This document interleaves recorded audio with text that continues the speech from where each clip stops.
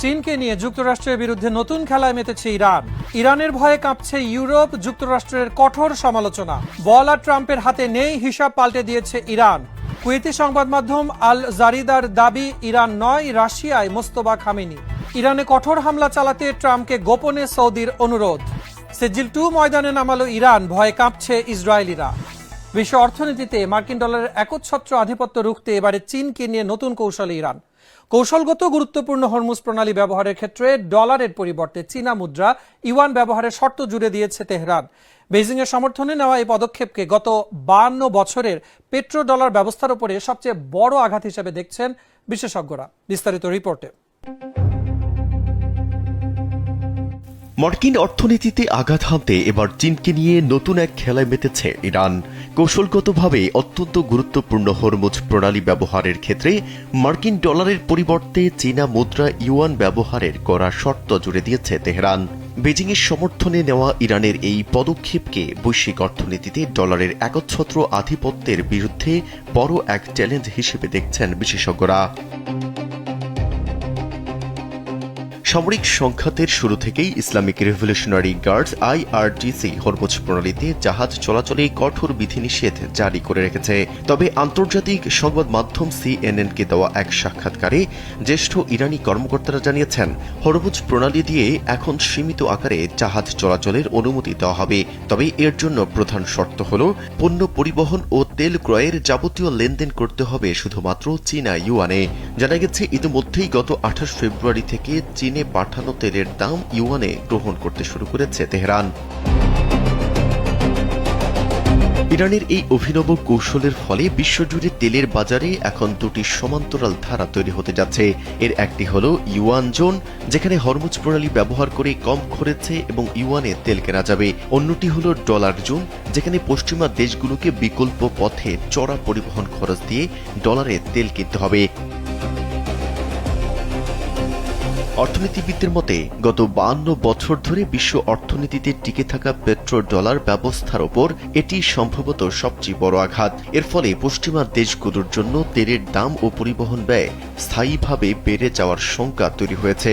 অন্যদিকে আন্তর্জাতিক রিজার্ভে ইউয়ানের গুরুত্ব বৃদ্ধিতে চীন যেমন লাভবান হবে, তেমনি ডলারের ওপর নির্ভরশীলতা কমিয়ে বৈশ্বিক অর্থনীতি ও বৈদেশিক মুদ্রার চাপ থেকে অনেকটাই মুক্ত হবে।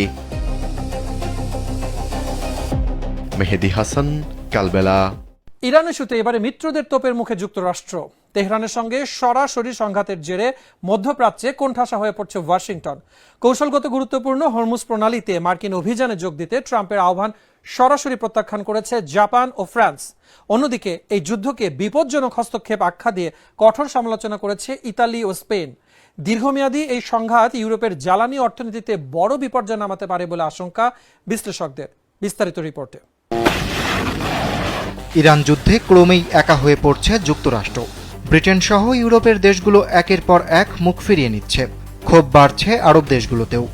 ইরানের সঙ্গে সরাসরি সংঘাতের 2 সপ্তাহ পার হতে না হতেই মধ্যপ্রাচ্যে অবস্থিত মার্কিন ঘাঁটিগুলোতে লাগাতার হামলা চালিয়ে যাচ্ছে তেহরান। ইরানের এই আগ্রাসী পদক্ষেপে যুক্তরাষ্ট্র ও তাদের মিত্র দেশগুলোর ক্ষেপণাস্ত্র প্রতিরক্ষা ব্যবস্থা কার্যত দুর্বল হয়ে পড়েছে। সংকটময় এই পরিস্থিতিতে মধ্যপ্রাচ্যের কৌশলগত গুরুত্বপূর্ণ হরমুজ প্রণালী উন্মুক্ত করতে মিত্রদের সহযোগিতা চেয়েছিলেন ট্রাম্প। তবে তার সেই আহ্বান সরাসরি প্রত্যাখ্যান করেছে জাপান ও ফ্রান্স। জাপানের ক্ষমতাসীন লিবারেল ডেমোক্রেটিক পার্টি বা LDPর নীতি নির্ধারণী প্রধান তাকাওয়াকি কোবায়াশি জাপানি সংবাদ মাধ্যম NH-কে দেওয়া এক সাক্ষাৎকারে জানিয়েছেন, সাংবিধানিক ও আইনি বাধার কারণে হরমুজ প্রণালীতে নৌবাহিনী পাঠানো জাপানের জন্য অত্যন্ত কঠিন। তিনি আরও বলেন, জাপান সামরিক অংশগ্রহণের পরিবর্তে অত্যন্ত রক্ষণশীল ও সতর্ক কূটনৈতিক অবস্থানেই অনড় থাকবে। অন্যদিকে ফ্রান্সের পররাষ্ট্র মন্ত্রণালয় ট্রাম্পের দাবিকে সরাসরি প্রত্যাখ্যান করে এক বিবৃতিতে জানিয়েছে, তারা মধ্যপ্রাচ্যে নতুন করে কোনো যুদ্ধজাহাজ মোতায়েন করবে না। একই সুরে কথা বলেছেন ইতালির প্রধানমন্ত্রী জর্জিয়া মেলেনিও। তিনি ইরানের বিরুদ্ধে চলমান যুদ্ধের কঠোর সমালোচনা করেছেন। এই যুদ্ধকে আন্তর্জাতিক আইনের আওতা বহির্ভূত ও বিপজ্জনক হস্তক্ষেপের অংশ বলে অভিহিত করেছেন মেলোনি। এই তালিকায় আছে স্পেনের নামও। ফিলিস্তিনকে স্বাধীন রাষ্ট্রের স্বীকৃতি এবং ইরানে যুক্তরাষ্ট্র ও ইসরায়েলের হামলার তীব্র বিরোধিতা করে তেল আবিব থেকে নিজেদের রাষ্ট্রদূত স্থায়ীভাবে প্রত্যাহার করে নিয়েছে স্পেন। এই পদক্ষেপের মাধ্যমে ভূমধ্যসাগরীয় দেশ স্পেনের সঙ্গে ইসরায়েলের দীর্ঘদিনের কূটনৈতিক টানাপোড়েন এখন চূড়ান্ত বিচ্ছেদের রূপ নিয়েছে। বিশ্লেষকরা বলছেন, যদি ইরান যুদ্ধ কয়েক মাস চলে তাহলে সমগ্র ইউরোপের অর্থনীতি ক্ষতিগ্রস্ত হবে।